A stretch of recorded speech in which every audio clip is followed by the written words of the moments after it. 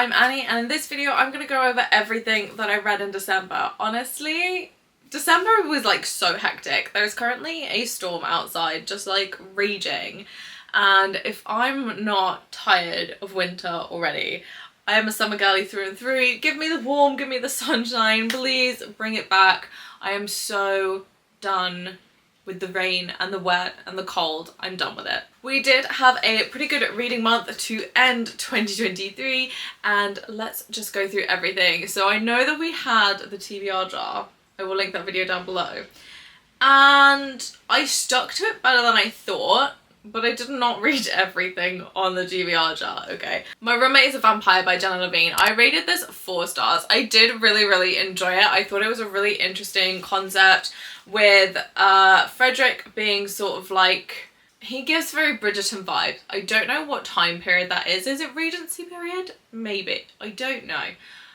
Don't quote me. I'm not a history girly either, okay?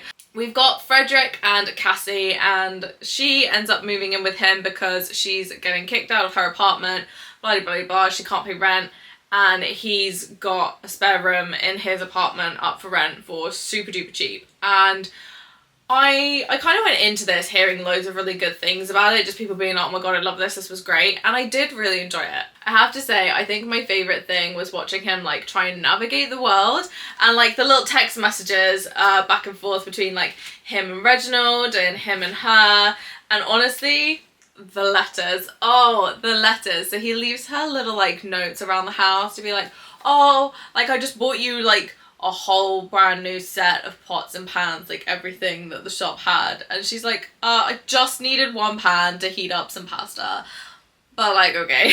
And obviously she does eventually find out that he is a vampire, and everything kind of goes wrong from there, but it was so super cute. And honestly, the ending was really satisfying. I'm not going to give you any spoilers, but the ending was like so satisfying. It didn't go in the way that I'd necessarily expected for a huge chunk of this book, but honestly, I am not even mad about it. It was so much fun. I had such a great time. Yes, this was like everything that I needed. It was great.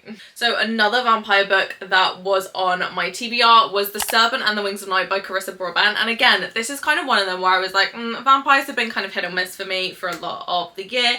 And so I was like, okay, fine, we'll do it. And I was so excited to read it in the TBR video, and I was like, yeah, like let's get hyped about it. And then when I came to read it, I was like, okay, because it gives kind of like Hunger Games vibes. Like there's this like big competition, and you essentially have to like kill your competitors, i.e. the Hunger Games element of it. And then, you know, people are like watching this for their entertainment and this, that and the other. The winner basically gets given a wish by their goddess. So we've got our main girly Araya, who is the adopted human daughter of the Vampire King, and she's like, I'm gonna do this competition. I'm gonna do this competition, I'm gonna have my wish, and you know, my life's gonna be infinitely better. And she obviously has to deal being in a competition with loads of vampires who like get starved of blood, and she's like, this isn't great. Like I'm now stuck in a tower with like in a whole like ruined castle with other vampires. Like maybe I didn't quite think this through, and I sat there for a huge chunk of it being like, girly pop, like you did not think this through before you signed up for this. And it gives like a little bit dystopian vibes, because like you hear a lot about how the city, not just the city, but like the world is kind of like in ruins in places, where the Vampire King has like decimated towns and bits and pieces to just kind of like amplify his power, really. And you kind of see it in like a few segments of the book, and they go and like visit certain places, and you sit there and you go like, oh, like there's so much more to the world than like just what you see in book 1. And like you kind of like find out little bits of information kind of going through, and you kind of get to piece things together, and I really liked it for that. So I did rate this 5 stars, and this is my book of the month pick. Like I just didn't expect to enjoy it as much as I did, and I'm really glad that I enjoyed it as much as I did. The next book that was on the TBR was Heroes of Olympus, The Lost Hero by Rick Riordan, and I'm doing a reread, okay, which is why this is on here, and honestly, I feel like I forgot everything that this entire series is meant to be about. Like I read the whole thing like kind of like waiting for Percy to turn up, and I'm like, you know, he turns up in a minute, right? right? Like 3 pages to the end, right? Like nearly in tears. I honestly totally forgot what this book was about. And if it wasn't just the greatest experience to get to read it all over again, then I don't know what was. So for 2024, I have decided that rereads are completely disqualified from being the pick of the month for the reading bracket, because I just feel like that's totally unfair, because I kind of already go into it knowing like what's gonna happen later. Especially like when it's in a series, or kind of like how bits and pieces go together. So obviously you pick up certain things in a reread that you don't the first time around. I just feel like it gives it a bit of an unfair advantage, but we'll talk about that another day. Reading this, I literally just like remember being a genuine child. Like I think I was like 15, 16 when I read these the first time through, okay? And I just remember like how good it was to read it for the first time and how much I like truly loved it. And the entirety of this book, I was just like waiting for like what comes later, because I'm just like, oh, I just know. And there's like certain little bits that you read and you go, Uncle Rick, you knew exactly where this was going, didn't you? And it's just so good, and I'm really loving being on my Percy Jackson reread era, and that is going to be continuing in 2024 with the rest of this series. I've only read book 1 of Trials of Apollo, so I really want to read the rest of that series as well, but that is like completely not the point. This was a great book. I loved it, and I can't wait to read the rest of the series. Another book that came from the TBR jar was Off to the Races by Elsie Silver. This is the same author who wrote the Chestnut Springs series, which I really, really loved. And this is the one that kind of comes before Chestnut Springs. And we see a little bit of Violet, who is the sister to all the boys in Chestnut Springs. And it's kind of interconnected, and I love it. It's great. And we start off the series with Billy and Vaughn kind of like owns the ranch, was kind of like inherited it from his grandfather, who's recently passed away, and Billy comes in as the new head trainer for the racehorses.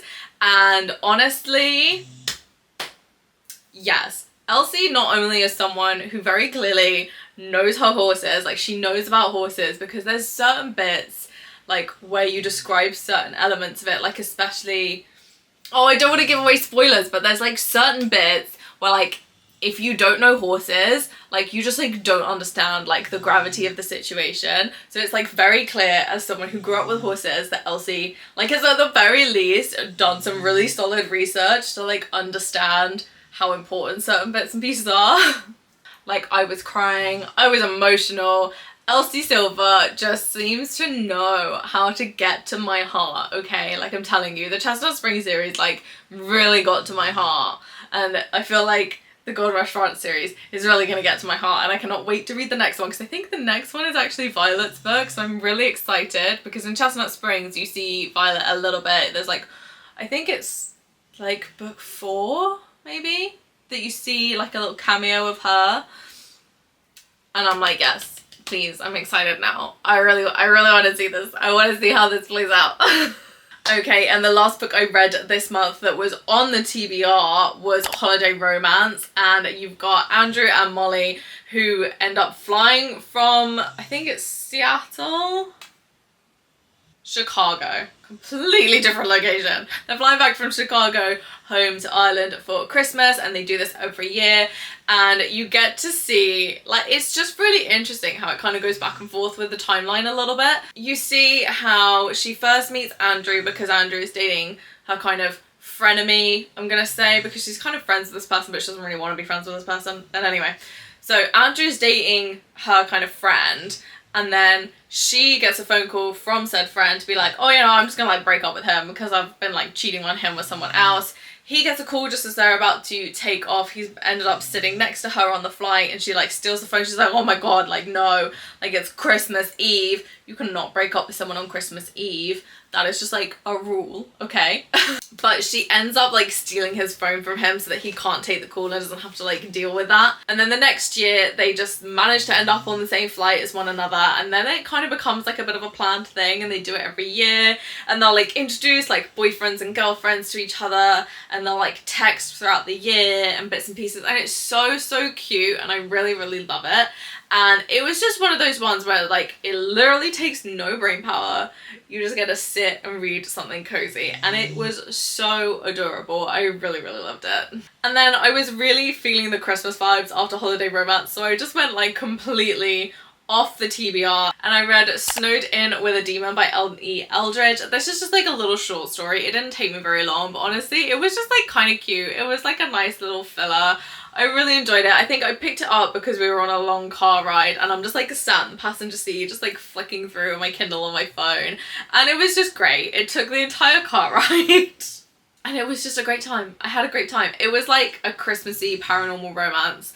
And there was like a huge chunk of it where I was like, I kind of forgot that it was like festive-y based. And I was like, oh, there was like snow. And I was like, that was about as festive as it got. And I was like, oh wait, no, they're snowed in and she can't go to visit her family at Christmas.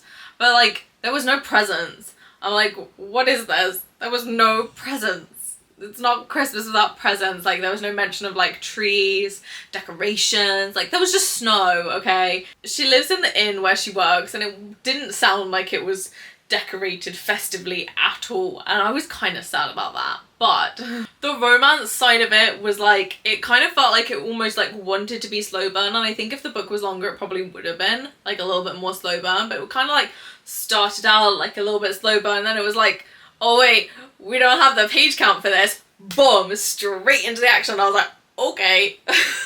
Hello. That came out of left field a little bit, so it kind of took me by surprise. But I wasn't exactly mad about it, so I did rate this 4 stars because honestly, it was just kind of cute and I loved it. I had a great time. Then I read 'Tis the Season for Revenge by Morgan Elizabeth, and honestly, I ended up picking this one up because Kindle ended up recommending, I think it's like book 3 of that series. And so I was like, oh, well, I can't read book 3 and like not read 1 and 2. So I was like, okay, let's go back. Like, I was thinking I'll put it on my TBR for January. And then I saw it was a Christmas book, and I was like, well, done and dusted, sold, yes please. It's like oh my god, I love this book. I loved this book. This was such a great time, honestly, because like the whole start of it is she is trying to convince her boyfriend of 4 years that she's serious enough to be his wife. He's some like big hotshot, or he thinks he's a hotshot lawyer, but he's a lawyer, and she's like, no, like I can definitely be your wife, and like I can fit into this world. And it gives very like Legally Blonde Elle Woods vibes, and I'm here for it. I was loving it. It was great, and I was like, yeah, I want to go rewatch the movies now. But then it kind of like drifts away from that kind of vibe a little bit, because instead of being like, oh, okay, well, you're gonna dump me because I'm not serious enough and like I'll go to law school kind of Elle Woods, she's like, oh, okay, dump me, like let's get some revenge. And her friends are in on it. Her friends are like giving her a helping hand and like boosting her confidence, being hype women, and I love it. And she ends up on this dating app and matching with the ex's boss. They have like a whole little thing, and it starts out as kind of like a little bit of like a friends with benefits, I would say, because they're like, oh, it's not serious kind of thing, but then like it kind of gets a little bit serious very quickly, and they kind of don't really have like a proper conversation about it and stuff, and she starts to like feel really guilty. And honestly, it's like watching a train wreck in slow motion, and you just like cannot look away. And there's something like so beautiful about it, because like you get to see the little train of their relationship kind of like bumbling along, gaining speed, just like happy, like people are getting served like in first class and everything's great. And you kind of like look ahead a little bit and you're like, oh, like the track just like stops, like it just stops around the corner. Like, are you gonna break? Like, are you gonna tell him that like you've been trying to get revenge this whole time? And she like sees it, and then she's like about to say something, and then she like doesn't, and then she's like about to say something, and they get interrupted, and so she doesn't. And I'm like it's right there, like you're just heading straight for it. You're heading straight for it, and then you just like watch everything like basically implode. And there's kind of a weird beauty and a weird kind of like poetic justice in that, and honestly it was such a vibe. I loved it. It was great. Obviously it does like resolve itself at the end, and the ending was like great and was like really satisfying. I didn't feel like anything was like rushed or out of place or anything, but it was great. And yes, just yes, like if you're still feeling the Christmas vibes right now, then like this is one to go and pick up, trust me. And then the last book I read this year, which makes my entire year of reading up to 86 books, was Crescent City 1, House of Earth and Blood. Obviously this is a reread because we've got CC3 coming out at the end of January. I forgot how long these books were. I am very happy to have finally managed to get the hardback of this book, but I think like it's one of these like ones that's printed on like bright white Bible pages. Like the pages feel so much thinner than my copy of CC2, which is also hardback. And I'm like, please don't print CC3 like this. Like, it's so heavy, but it's like, it seems really skinny as well. Like I said, like I totally forgot how long these books were. Like I was like sat there through the middle of it going like, was it really this long the first time? Because like I remember reading this like really quickly the first time, and this just feels really long. And then you just kind of like, you kind of bumble along for a huge portion of this book. And knowing the way that Sarah writes, I have like a little bit of a theory that there's like a huge part of this, and I remember it in CC2 was like there was a huge like middle section where you just kind of like bumble along, and it's like why is this relevant? Like we're just doing random stuff, like I don't get it. And I have a feeling, and I'm not sure how I feel about this feeling, but I have a feeling that all of this kind of like bumbly along section, all of the kind of like slow middle bit is like feeding in to something else, her bigger plot, okay? And that kind of terrifies me a little bit because I'm like, there's a lot of information that could be pulled out. I don't know when it's coming back, okay? But we all know that Sarah doesn't write anything that isn't like needing to be noted. So I'm kind of a little bit terrified, but we've got CC3 coming out at the end of January. I'm super, super excited for that. I will be doing a reading vlog, so if you do want to see that, then subscribe and hit the bell down below to be notified of that. I saw a video on Instagram a couple of weeks ago where somebody had like taken like a little screen recording of the Bloomsbury team having a meeting and basically said that we've got CC3 and then Sarah's contracted for 6 more books, which includes a new series. I can't remember the exact wording, but it was like basically that. Like I said, rereading this and realizing like how much stuff doesn't come back in book 1, and from what I remember book 2 doesn't come back in book 2, I am mildly terrified of what it could be coming. Like there's so much information that could come back, and I'm like, that could be painful. And I can't wait for it. And that makes me sound so like self-hating, but I honestly can't wait. I'm excited for it.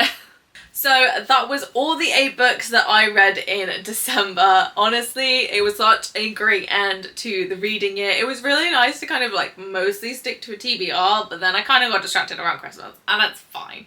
We don't need to talk about that bit. That bit was great. We had a good time, and that's all that matters. This reading year has been absolutely fabulous. So do subscribe and hit the notification bell to be notified, because I am going to be going through my entire reading year and my reading bracket to decide what is the best book of 2023 for me next week. So do stay tuned for that. That is going to be so much fun to unpack everything and work out what was my best book of the year. I am so excited. I literally can't wait. I haven't actually worked it out yet, so I don't even know right now which is the best book of the year, and I'm like, I don't know how I'm gonna pick. Out of 86 books, I don't know how I'm gonna pick, okay?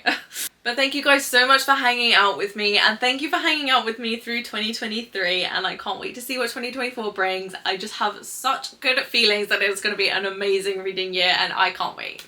So thank you so much, like and subscribe, and I will see you next time. Bye!